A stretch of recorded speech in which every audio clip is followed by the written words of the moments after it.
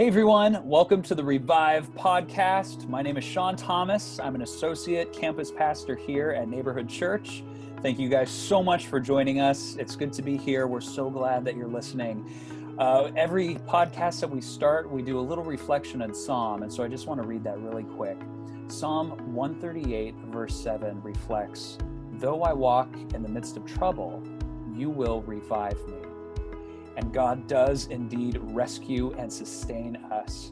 So each week we create and we curate resources to help you guys thrive in Christ. And that's all available on our website at neighborhoodchurch.com/revive. And it's actually an extra special day for us today, for you guys listening here on our Revive podcast. We're joined by two pastors, and new to the podcast is Pastor Ron Jackson. Ron, can you introduce yourself? Hi, I'm Ron Jackson.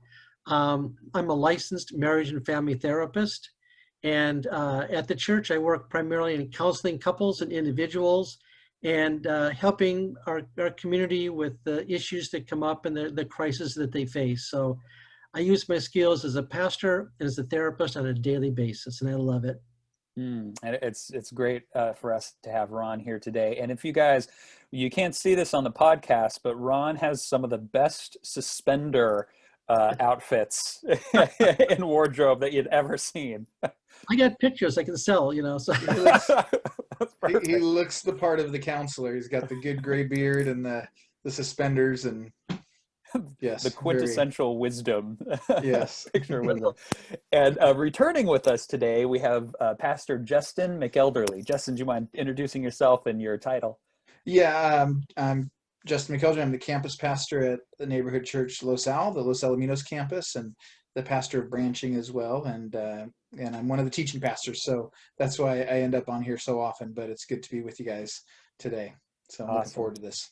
Yeah, it's a real privilege for me to talk to you guys, and for everyone listening to our podcast. We just really love having you guys here and listening to us, and we hope you get a lot out of our discussion today.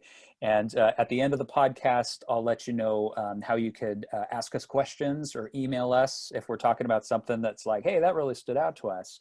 We'll give you that information at the end of the podcast.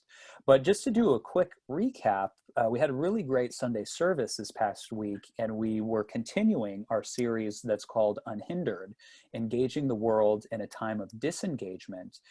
And where the series kind of comes from, as our culture slowly emerges from our lockdowns, and which is coinciding with the Easter season, as some of the COVID restrictions are lifting and we're seeing numbers kind of go down. We really want to just be present and be available, because this is an opportune time for us as believers to engage with the world around us. But what does that look like in this unique time of pandemic, of disengagement?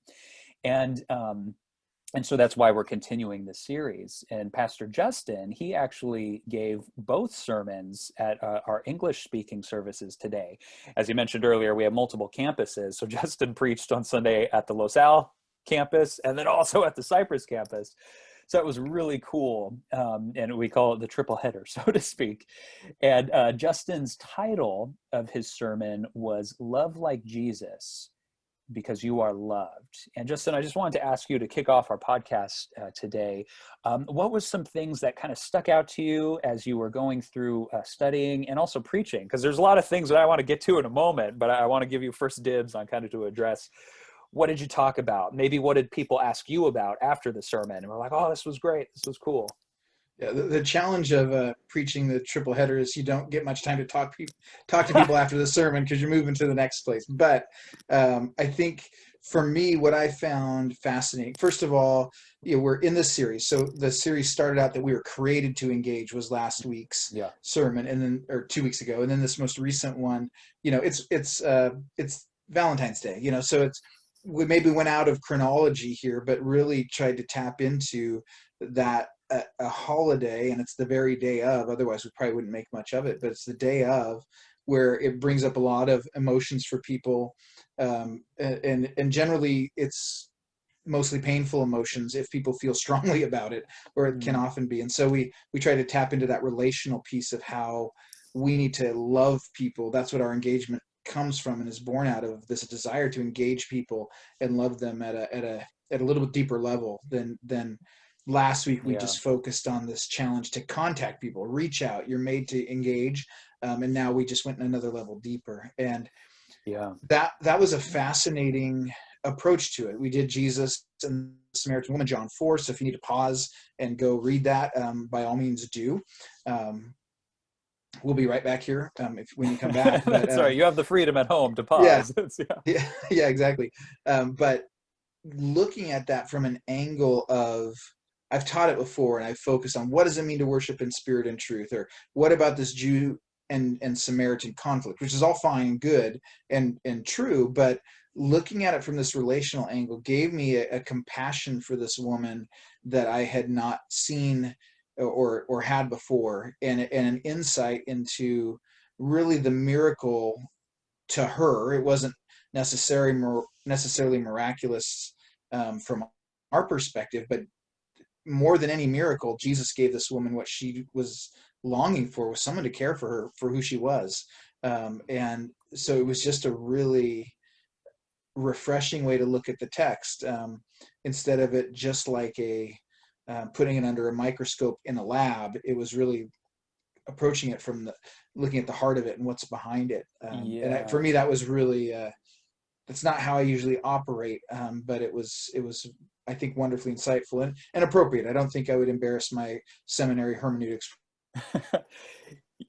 Oh, totally. Yeah. With that, my Bible study professors with that. So, but maybe, I don't know. If I could jump in here, I thought just a great job with the historical part of it and all. And when I like to look at some of these biblical characters like the Samaritan woman, I like to look at them and say, what's the relationship like in here? What's Jesus trying to build with them along this line? And I know when I was in seminary, this was kind of a good technical passage of how to lead someone to the Lord and to study the topic. But now that I've kind of, gained the skills and the training as a therapist, I tend to look at her as, what is she coming with? What is she carrying in her heart along that line? And a phrase that Justin used that was great was that loved people loved, and hurt people tend to hurt. Yeah. And this woman obviously was seeking a love relationship somehow, but was striking out completely. 6 husbands, true, 1 or 2 may have died of natural causes. Maybe the rest were all killed by food poisoning. She could be a terrible cook. But I think that she's trying to connect. She's trying to belong. And the way a woman would belong in that culture would be to have a family, to have a husband, to be like everybody else. But she struck out in every part of that. Yeah. And the pain she brought, the loneliness of walking that 1.5 miles to the well, of taking care of this in the heat of the day, no friends, no girls to talk to as she went there or came back to, and just feeling that she had failed along the line, made me say she had not been loved as she ought to have been loved. And even her own community seems to have rejected her. And I thought, Jesus, by engaging her in conversation, showed some acceptance, that she noticed her. She was not invisible. She was no longer that woman that walked the well alone, but she was a human being that he wanted to have dialogue with and talk with. And one of the ways to build a relationship is to ask someone to help you with something. Then can you help me with a drink of water? And she got a little bit fussy about it. He kept on pushing through. He wouldn't let her change the topic along that line.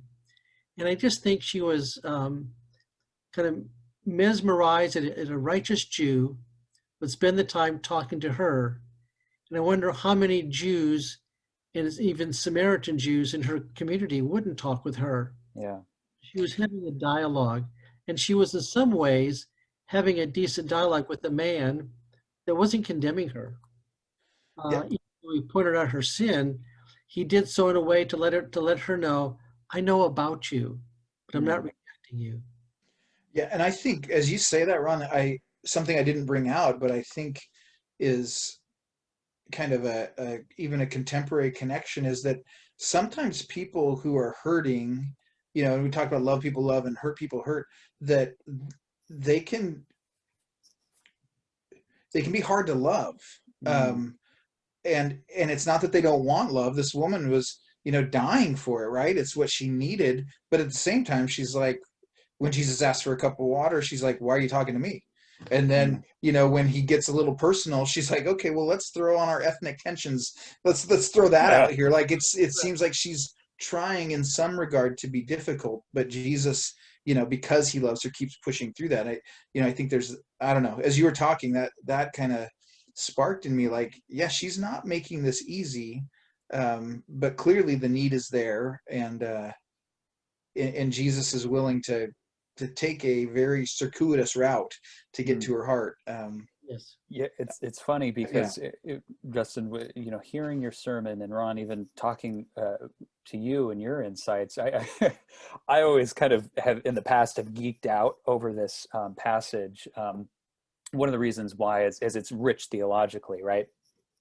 Like location, what does it mean to worship in spirit and truth? And I found myself over the years as I've reflected on this passage, and maybe you guys listening to the podcast, maybe this has been your tendency too. Like there's amazing theological truths here that are appropriate to mine and to look at, but also with the sermon, with the Engage series, it's fascinating to see like this woman has a personal story, and we ought not just zoom past that, because Ron, to your point, and Justin, like you were saying, she's using these classic tactics that maybe we have experienced with our family members, or other people that we know who might be hurt or struggling.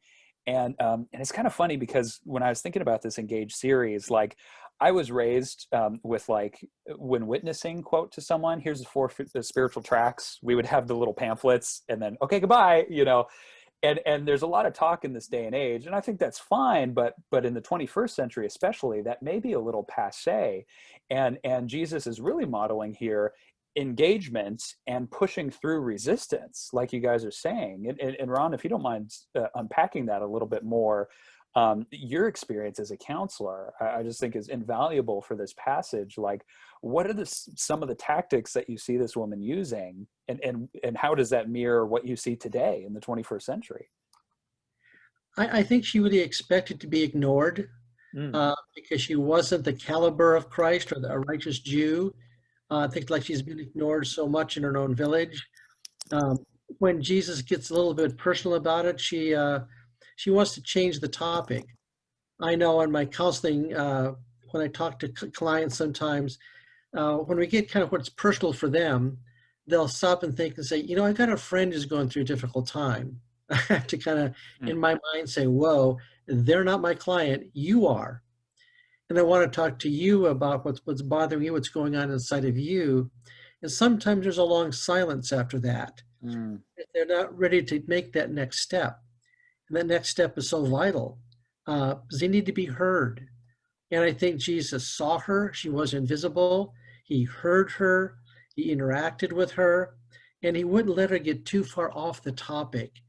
And when she did, he just one sentence kind of put it down, but not to reject her, but to get her to focus on her need. When you think of someone who had so many husbands to try to do it right, it's kind of like an alcoholic who know they shouldn't drink again, but she goes back trying to find that relationship. Yeah. And that's maybe putting it in a good light. It could be like in the 19th century, they looked at this woman as being nothing more than a wanton prostitute who went from husband for the sexual appetite she might have had. I tend to look at it as much more beyond that, looking for that relationship hunger that you could not find, and really being very alone along that line. But Jesus was able to connect with her because he listened to her, and she began to listen to him. Yeah. And it, not to cut you off, but it kind of goes back to Justin, kind of what you were saying earlier, that phrase, wounded people wound, or hurt people hurt people. And that's something that it's profound, and its simplicity, and we see that, like Ron, like you're saying, this woman, put up these barriers, but as Jesus engaged, and then Justin, you made this really cool, kind of reverse polarity of that, hurt people hurt, but love people loved. Like, how do you see that playing out in that scenario then with Jesus and the woman? Me or Ron? You, Justin. Oh, okay. Yeah, I think, well, in Jesus's story, obviously, he's coming from this full place of health, right? And the reason I flipped it on its head is I've heard that, and I can see that to a certain degree. I don't have the depth of experience Ron was of the wounded people wound part, but with the loved people loving, I think you see. So I decided to flip that on its head just because I think we see it in the story. So you have Jesus living that out, where he's willing to plow through some of these barriers to love this woman, as an extension of his Father's ministry. But we see it in the woman as well. Like when she goes into town, one of the things that I mentioned in the sermon is like, it's not easy for her to go into town. We think in the vacuum, and as pastors, we emphasize this too. Hey, look what's been done for you. And of course you want to tell people, and that's true. But sometimes we forget we don't embrace the reality of those challenges. So let's say, hey, yeah, you've been saved, but now all those people you've mistreated at work, now you need to go tell them about Jesus. That might be more the analogy that we're looking at here, where this woman she's going to the well alone in the heat of the day for a reason. It's because either she doesn't want to be with the people of the city, or they don't want to be with her. And yet she's willing to bear that shame to go tell them about this Jesus that she met, who told her everything she ever did. And obviously it was compelling enough that they responded, if you keep reading in John 4, all the way to the end. So I think that's where we see it, is the fact that she didn't keep it to herself, and she pushed through some pain and some shame, and took care of overcame some of her woundedness, to let people know about it and kind of embrace that. So that's where I see it. And so, I mean, kind of fast forwarding to today's day and age, Ron, going back to you, as a counselor, as a therapist, I mean, obviously you've had so much training, but believers in general, I mean, like, God calls us to be present. God calls us as the family of God to weep with those who weep, laugh, rejoice with those who laugh, to kind of live the spectrum of the human experience together. So just curious, from your point of view, how might we do that as believers, whether within the family of God, or even outside that, like in our community today? And as we're talking about engaging, like, there's a lot of hurt people from COVID, from the lockdowns. People lost their jobs, maybe they lost family, especially like politically, we're so polarized, even in the family of God. Like, I'd love to just hear your thoughts on, like, how do we go about re-engaging? Well, since we don't know one another very well anymore in our communities, because we're so shallow sometimes, but we do see people in our church that are very different than we are. And we tend to walk away from them. We're afraid of them because they're a little bit different. They're not socially as sophisticated as we are, or as we think we are anyway. So when we see somebody that's just, a newly reformed alcoholic or drug addict, or a woman that's come through a terrible divorce, we tend to want to stay away because we don't think we've got the words to share. What they need to be is in a community like the church that will love them and accept them and help them in their woundedness to come back to health. And the people that help the most are those that have been wounded themselves. Wow, yeah. People in our grief program at our church, they get the most help, not from the videos, but from talking to one another. Our AA group gets the most help from talking to other alcoholics and recognizing, yeah, that's the lie I told myself last night. Or I tried that last week, and recognize there's nothing new under the sun. We have to encourage and help one another. And even when it comes to widows and people different from us, we have to learn to love. And I think one of the things I've enjoyed doing, because of my experience, whenever we have a schizophrenic at our church, and we seem to draw a few of them once in a while, when I know how unique and different they are, I love that difference.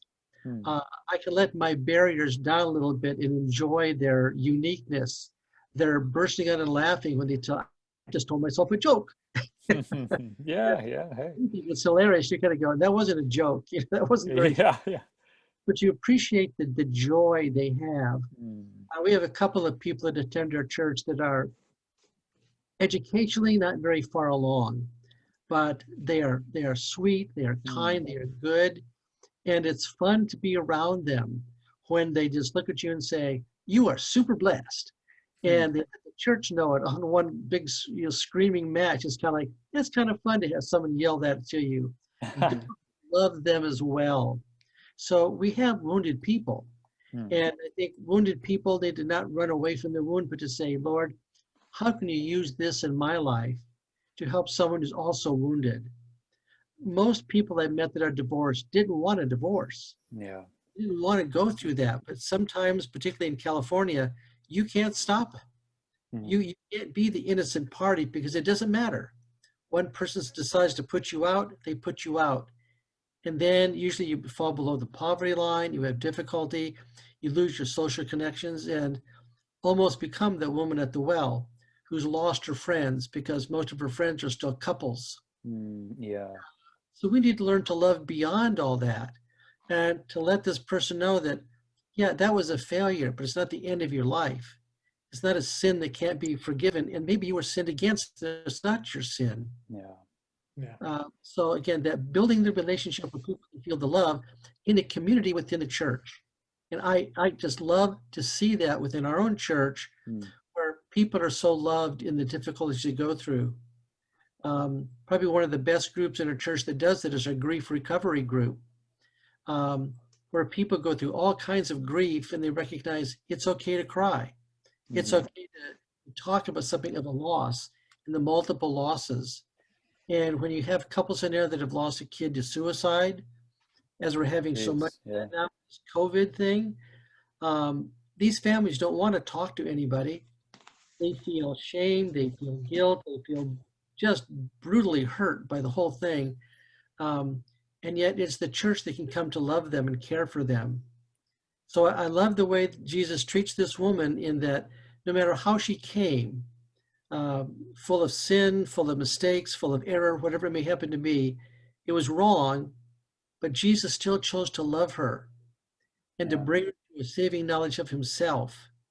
And I think we should find those people that are different than we are and learn to love them as well, and find a place within the church. Yeah, and that's it brings up to mind a few thoughts that Justin, is in your sermon, like love people loved, you are loved, and out of that abundance, it's I know for me, like the tendency is to fix or is to diagnose, Yeah. but Ron, just like you were saying, just to hear people talk or be present, and it's so hard, as like I said, some of us just want to fix, or even out of our desire to console someone, have you thought about this, have you done this, whereas sometimes just allowing someone to share their story or to share their quirks, if they might be different than us, like you were talking about. I think that's a great example, and to be okay for us, for others, because I have my own struggles and sins and the stuff that's difficult for me, and that sense of like being okay, or out of the depth of the well, so to speak, of the love that Christ has for us, then we can love. It's the Holy Spirit who fixes. It's the Holy Spirit, who makes the effective change in someone. But we're there too, just to love well, and to be present. And even as we wrap up our podcast, I know you guys listening at home, you got things to do. Unless you're driving and listening to this, that's great. If you're running and exercising and listening, that's awesome. But if you're like sitting and watching your computer, we should wrap it up. But just final thoughts, gentlemen. Justin, any final thoughts? What does it mean to love well, or how are you loving well, or what does that look like for you as we move on in this series of engagement? Well, I think my first final thought is that Ron should have his own podcast, because I feel like Yeah. when Ron's talking there, like I have several ideas snapping and popping in different directions, and so I I can fix think, that, Justin. Don't worry. Yeah. but I think one of the thoughts that came to mind when Ron was speaking, I don't know that I'm answering your question, Sean, in terms of a final thought, but that I think is important, and one of the greatest things that I can tell people who are suffering, at least what I try to encourage them with, and Ron can tell me whether this is a bad idea or not, because I don't count counseling as one of my strengths, is that this wound is going to be something that God uses mightily in the future in the lives of others, if you'll let him. That this, wounded people wound, but healed people heal, and loved Yeah. people love. And so I think there's something that comes from that I just try and say, I know this stinks. This is awful. I can't put anything on it in the moment, but I can tell you, and the passage is from 2 Corinthians, where it says, 2 Corinthians chapter 1, verses 3 and 4, and I guess I'll end my piece with this, but blessed be the God and Father of our Lord Jesus Christ, the Father of mercies and God of all comfort, who comforts us in all our affliction. And then here's where it's so powerful, I think, so that we may be able to comfort those who are in any affliction with the comfort with which we ourselves are comforted by God. And so I think that's a powerful piece of, going back to this, where this woman, like, she's been healed, and is in the process of being healed, but Jesus did an amazing work. And that's something where now, that from that place of healing, she's able to get the whole city to come out, the whole city that avoided her, or she avoided. Yeah. I think that's just a powerful piece there. So I think for me, a final thought would be, when this woman was coming to the well, she must have walked right by Jesus' disciples, and they never said a word to her. Yeah. that's interesting. She got to the well, and then Jesus spoke with her. And when the disciples came back, they were kind of, what are you doing Yeah. with this woman?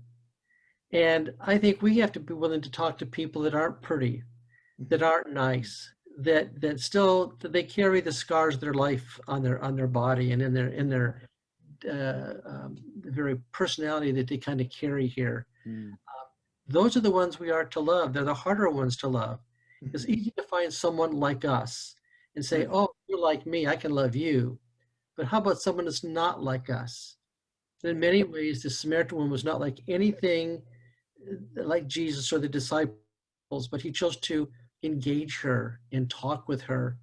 And I think we need to love those that we think nobody wants to love. And we're called to that, not out of a sense of duty, but out of a sense of our own love. If Jesus loves us so very much, how can we not love his other creations, his children that are lost and a desperate need for him and for someone to see them and not let them remain invisible? Not to walk by them, but to walk to them and engage them in a conversation, to walk them into our very lives. And how critical is that in these times where we're divided over everything?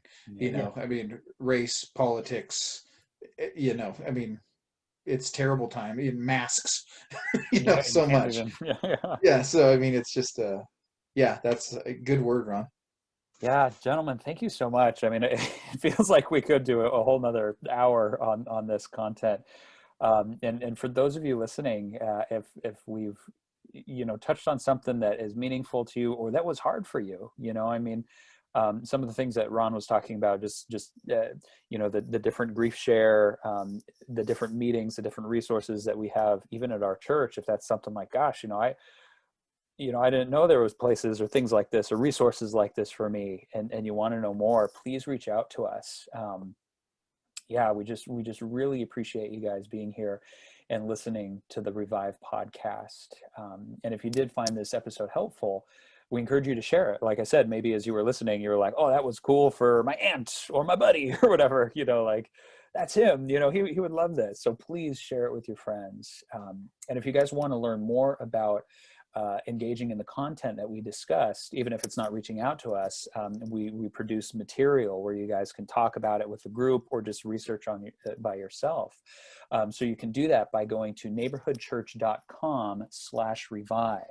And you can also find us on Facebook and Instagram, all those social media crazy outlets and everything like that, or at our Neighborhood Church of Cypress and Neighborhood Church of Los Alamitos YouTube pages. We post our sermons and we post different resources there as well. Also, like I said, we'd love to hear from you guys directly. So tell us how we're reviving your souls or how you're reviving your own soul. Please subscribe to this podcast, the Neighborhood Church podcast, on iTunes or wherever you find your podcasts. And if you have a question from what we talked about today, please write us at connect@neighborhoodchurch.com. Again, our email address is connect@neighborhoodchurch.com. Thank you, Pastor Justin. Thank you, Pastor Ron, and everybody listening to us. Thanks for being here. Thanks for listening. Hopefully you made it safely to your destination if you were driving and listening. And we're going to be praying for you guys, and we'll talk to you next time. Have a good day.